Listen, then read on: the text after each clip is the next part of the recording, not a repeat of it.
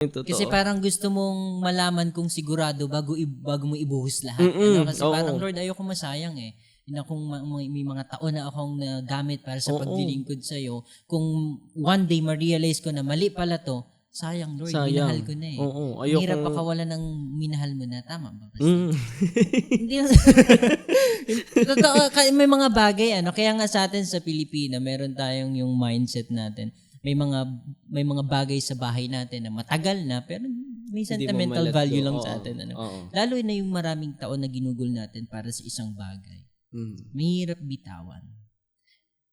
Pero kailangan natin bitawan 'yon kung talagang Yes. Anong masasabi mo dun, Pastor? Kasi maraming iba nakakapit pa rin sa ganun. Opo. Na masasabing, hindi, ganito na kami. Ba't ko pa iiwanan?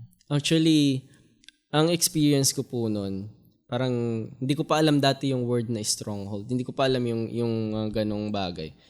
And yun na pala yun. Hindi kayang bitawan yung bagay na yun kasi marami nang nai-invest, marami nang kumbaga tumagal na talaga sa panahon na inugatan ka na talaga sa ganong pananampalataya, paniniwala. And then alam mo yung nakabunot sa akin dun sa pagiging na-stagnant kasi ako dun eh. Ilang gabi ko actually tinatanong